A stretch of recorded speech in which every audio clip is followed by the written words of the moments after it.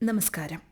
തിരക്കേറിയ നമ്മുടെ ജീവിതത്തിനിടയിൽ നെട്ടോട്ടങ്ങൾക്കിടയിൽ ഒരല്പനേരം മനസ്സിന് സന്തോഷവും പ്രചോദനവും നൽകുന്ന കുറച്ച് കൊച്ചു കൊച്ചു വിശേഷങ്ങൾ കേട്ടാലോ? ആകാശവാണി വാർത്താ വിഭാഗം അവതരിപ്പിക്കുന്ന നല്ല വാർത്തയിലേക്ക് സ്വാഗതം.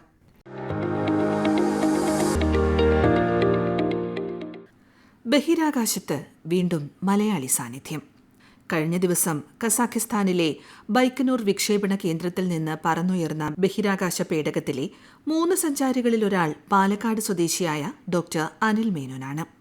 കഴിഞ്ഞ ചൊവ്വാഴ്ചയാണ് അനിൽ മേനോൻ ഉൾപ്പെടുന്ന സംഘം സോയൂസ് പേടകത്തിൽ യാത്ര തിരിച്ചത്. നാസയുടെ ബഹിരാകാശ യാത്രികനായി 8 മാസത്തെ ഗവേഷണ ദൗത്യമാണ് അദ്ദേഹത്തിന് മുന്നിലുള്ളത്. സ്വാതന്ത്ര്യസമര സേനാനിയായിരുന്ന ചേറ്റൂർ ശങ്കരൻ നായരുടെ കൊച്ചുമകനാണ് അദ്ദേഹം.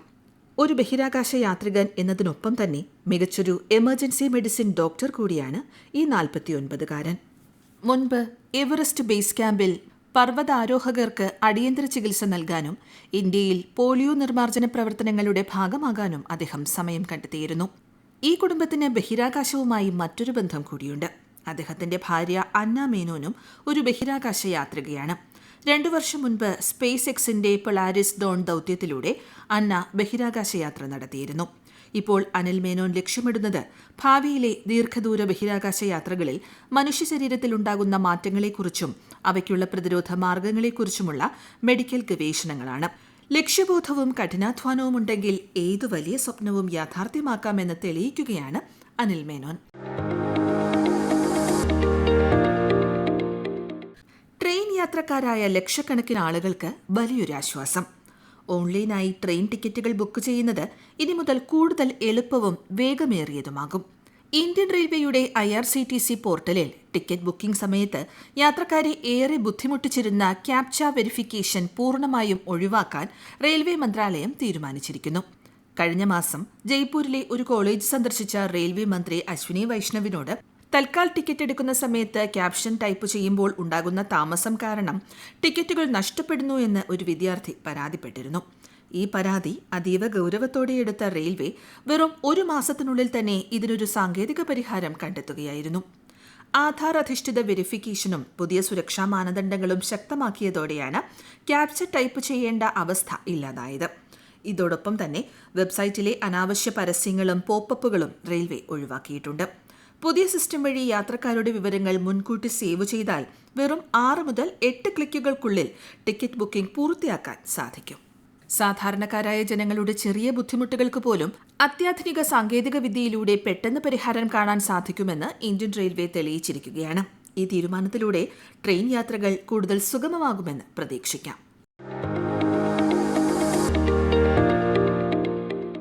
സംസ്ഥാനത്തെ ഓട്ടോറിക്ഷ തൊഴിലാളികൾക്ക് ആശ്വാസമായി ലീഗൽ മെട്രോളജി വകുപ്പിന്റെ പ്രത്യേക മീറ്റർ മുദ്രപതിക്കൽ പദ്ധതിക്ക് തുടക്കമായി.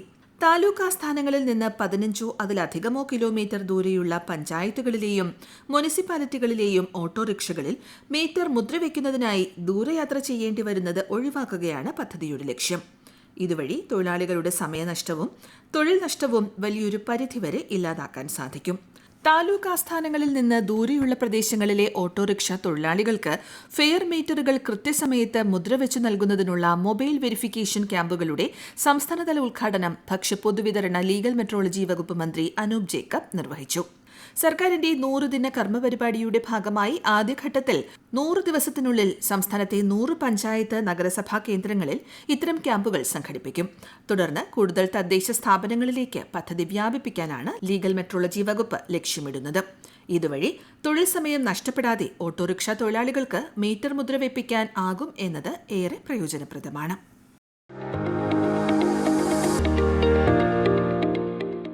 പരിമിതികളെ ആത്മവിശ്വാസം കൊണ്ട് മറികടന്ന് ക്രിക്കറ്റ് ലോകത്ത് വിസ്മയമാകുന്ന അനീഷ് പി രാജനെ കുറിച്ചുള്ള വാർത്തയാണ് ഇനി. ഭിന്നശേഷിക്കാരുടെ പ്രഥമ 2020 ലോകകപ്പിൽ ഇന്ത്യയെ ലോക കിരീടത്തിലേക്ക് നയിച്ച മലയാളി സ്പിന്നർ ആഭ്യന്തര ക്രിക്കറ്റ് മൈതാനങ്ങളിലും വിക്കറ്റ് വേട്ട തുടരുകയാണ്. കേരള ക്രിക്കറ്റ് അസോസിയേഷൻ സംഘടിപ്പിക്കുന്ന NSK ട്രോഫിയിലെ ആദ്യ മത്സരത്തിൽ തന്നെ മികച്ച പ്രകടനവുമായി അനീഷ് ശ്രദ്ധേയനായി. ഇടുക്കിക്ക് വേണ്ടി പന്തെറിഞ്ഞ അനീഷ് വെറും 17 റൺസ് മാത്രം വഴങ്ങി 3 നിർണായക വിക്കറ്റുകളാണ് പിഴുതെറിഞ്ഞത്. ജന്മന വലതു കൈപ്പത്തിക്ക് വൈകല്യമുണ്ടായിരുന്നിട്ടും ഇടതു കൈകൊണ്ട് പന്തെറിയുന്ന താരം ശാരീരിക പരിമിതികളെ നിശ്ചയദാർഢ്യം കൊണ്ട് മറികടന്നാണ് ക്രിക്കറ്റ് ലോകത്തിന്റെ നെറുകയിലെത്തിയത്. ഇംഗ്ലണ്ടിൽ നടന്ന ഭിന്നശേഷിക്കാരുടെ ലോകകപ്പിൽ ഇന്ത്യ ചാമ്പ്യന്മാരായപ്പോൾ ടൂർണമെന്റിലെ മികച്ച ബൌളറായി തിരഞ്ഞെടുക്കപ്പെട്ടതും ഈ ഇടുക്കിക്കാരനായിരുന്നു. 11 വിക്കറ്റുകളായിരുന്നു ടൂർണമെന്റിൽ അനീഷ് നേടിയത്. ഇടുക്കി സ്വദേശികളായ പി രാജന്റെയും കെ ശ്യാമളയുടെയും 3 മക്കളിൽ ഇളയ ആളാണ് അനീഷ്. വളരെ ചെറുപ്പത്തിലെ ക്രിക്കറ്റ് ലോകത്തേക്ക് ചുവടുവെച്ച അനീഷ് കായിക ലോകത്തിന് ഒന്നടങ്കം വലിയൊരു പ്രചോദനമാവുകയാണ്.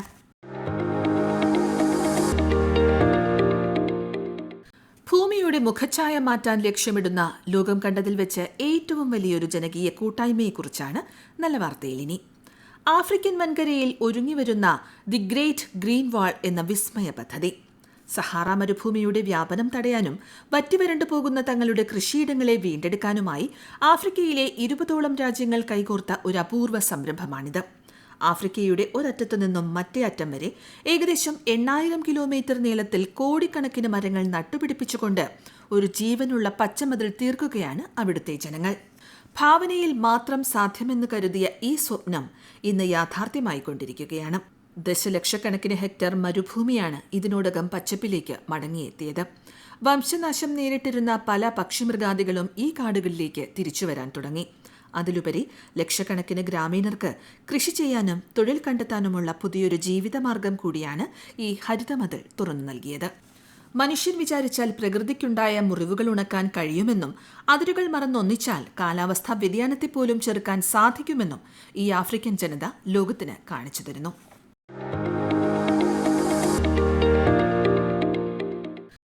ഭൂമിയുടെ നാനാഭാഗത്തുമുള്ള കോടിക്കണക്കിന് ഫുട്ബോൾ പ്രേമികൾ കാത്തിരുന്ന 2026 ഫിഫ ലോകകപ്പിന്റെ ഫൈനൽ പോരാട്ടത്തിന് വേദിയൊരുങ്ങിക്കഴിഞ്ഞു.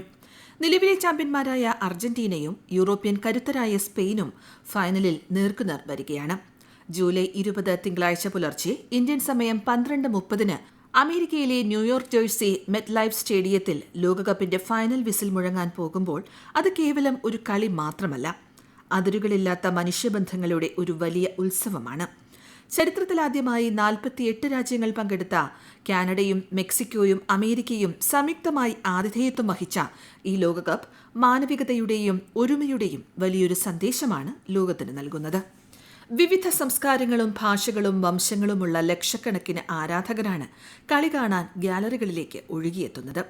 രാഷ്ട്രീയവും അതിർത്തി തർക്കങ്ങളും മാറ്റിവെച്ച് ഫുട്ബോൾ എന്ന ഒരൊറ്റ വികാരത്തിൽ ലോകം ഒന്നാകുന്ന കാഴ്ചയാണിത്.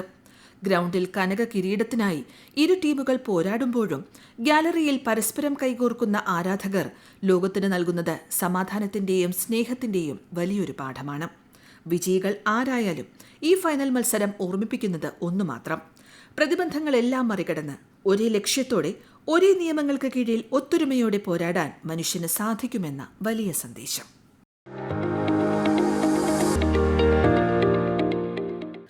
വീണ്ടും ഒരു ഉത്സവകാലത്തിന്റെ പ്രതീക്ഷയിലാണ് മലയാളി.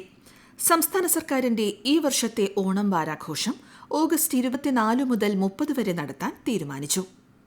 ഓണത്തിന്റെ തനത് പാരമ്പര്യവും സംസ്കാരവും വിദേശ ആഭ്യന്തര വിനോദസഞ്ചാരികൾക്ക് മുന്നിൽ പൂർണ്ണമായി എത്തിക്കുന്ന രീതിയിലുള്ള അനുഭവമാക്കിയാണ് ഇത്തവണത്തെ ഓണം വാരാഘോഷം സംഘടിപ്പിക്കുക. വിനോദസഞ്ചാരികൾക്ക് പൂക്കളമിടാനും ഓണക്കളികളിൽ പങ്കാളികളാകാനും സദ്യ ആസ്വദിക്കാനും അനുഷ്ഠാന കലാരൂപങ്ങൾ കാണാനുമുള്ള അവസരം ഇത്തവണ ഉറപ്പാക്കും. നിശാഗന്ധിയിൽ 1 മണിക്കൂർ സമയം പടയണി, തെയ്യം, തോൽപ്പാവക്കൂത്ത് തുടങ്ങിയ അനുഷ്ഠാന കലകൾക്ക് വേണ്ടി മാത്രമായി മാറ്റിവെക്കാനും തീരുമാനമായി. ആഘോഷങ്ങളുടെ ഭാഗമായി തിരുവനന്തപുരം നഗരത്തിലെ കവടിയാർ മുതൽ മണക്കാട് വരെയുള്ള പ്രദേശം ഉത്സവ മേഖലയായും പ്രഖ്യാപിക്കും.